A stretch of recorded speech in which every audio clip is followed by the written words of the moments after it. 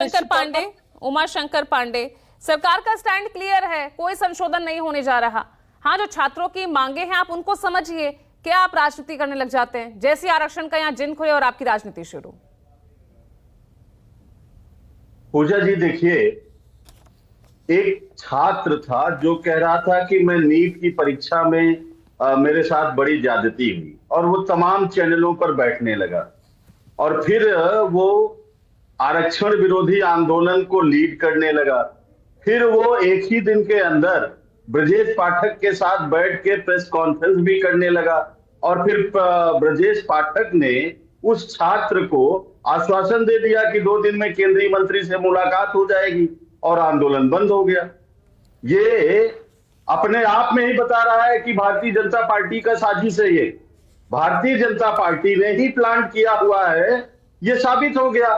और मैंने देखा उस आंदोलन से जुड़े हुए जो दूसरे तमाम लोग हैं, उन्होंने इसका विरोध किया कि ये भारतीय जनता पार्टी का पपेट है, इसका आंदोलन से कुछ लेना देना नहीं है। जो पत्र उन्होंने दिया उसमें तमाम लोगों ने कहा कि इस पत्र की जो मांग है वो तो हम लोगों ने कभी मांगा ही नहीं, हमने वो डिमांड ही नहीं करी। यानी कि ब्रजेश पाठक ने सुनियोजित तरीके से सवर्णों का उपयोग करके, ब्राह्मणों का, क्षत्रियों का, कायस्थों का उपयोग करके जो आंदोलन पीछे हुए, या राहुल गांधी जी जो छात्रों की गूंज कार्यक्रम पूरे देश में चला रहे हैं जिससे भारतीय जनता पार्टी जाने की राह पर है, उससे भयभीत होकर ये छोटी मोटी चिंदी चोरियां कर रहे हैं। और मुझे लगता है कि ब्रजेश पाठक जी को ये शोभा नहीं देता है। लेकिन आपका भी तो सिलेक्टिविज्म दिखता है ना उमा शंकर पांडे। अगर बात यहाँ पर छात्र आंदोलन की आती है तो आपको झारखंड नहीं दिखता है। अब यहाँ पर आरक्षण को लेकर, अब यहाँ आरक्षण को लेकर आंदोलन कर रहे हैं। मायावती कह रही हैं कि राहुल गांधी उसी दिन संसद मार्ग थाने के बाहर घायल युवक की एफआईआर के लिए धरने पर बैठे थे और पास के जंतर मंतर पर जातिगत आरक्षण के खिलाफ प्रदर्शन चल रहा था, वो उन्हें नजर नहीं आया। नहीं, राहुल गांधी जी ने झारखंड को भी देखा, उन्होंने मुख्यमंत्री को कहा, पत्र लिखा, सबने देखा और वो झारखंड में आंदोलन कर रहे छात्रों के साथ खड़े थे पूजा जी। और झारखंड सरकार ने आंदोलन के 1 हफ्ते के अंदर ही 98% बातें मान ली। अच्छा। बाद में सारी परीक्षाएं, 44 परीक्षाएं जो हुई थी, जिन पर नियुक्तियां हो गई थी, उसको निरस्त कर दिया। हमने पैलेट गन AK-47 का उपयोग भी नहीं किया। तो झारखंड और जंतर मंतर का आप कंपेयर कैसे कर सकती हैं पूजा जी?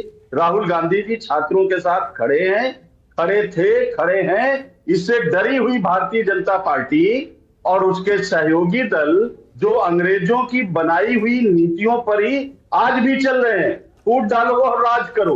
भाई तो छात्रों का मुद्दा, छात्रों की गूंज अभियान चला रहे हैं ना, छात्रों का कार्यक्रम, छात्रों के मुद्दों को लेकर आप तमाम चीजें कर रहे हैं। तो जंतर मंतर पर चल रहे ये आंदोलन की जो यहाँ ये आंदोलन जो है, ये आपको दिखा नहीं क्या वहां? नहीं, हमें तो भाजपा की साजिश भी दिख रही ना। हमने तो बताया कि ब्रजेश पाठक चिंदी चोरी पर उतर आए हैं, सवर्णों के खिलाफ फूट डालकर उनको जातीय तरीके से ओबीसी और पिछड़ा वर्ग और दलितों से भिड़ाना चाहते हैं। यही उन्होंने यूजीसी में किया कि सभी वर्गों को सामने ला दिया और वो इनको उल्टा पड़ गया। अब ये जो तमाम तो पुनर्विचार की बात कर रही है सरकार, वो उनका विरोध कर रहे हैं ब्रजेश पाठक का। वो कह रहे हैं जानबूझ के साजिश की गई। और ये जो लड़का है, मैं उसका नाम नहीं लेना चाहता, पपेट है वो, उसके माध्यम से वो जो है उस आंदोलन को बदनाम कर रहे थे। ये तो उस आंदोलन से जुड़े हुए नेता कर रहे हैं। तो इसमें देखिए, कांग्रेस का कोई लेना देना नहीं। कांग्रेस सिर्फ एक बात जानती है, जातिगत जनगणना होनी चाहिए।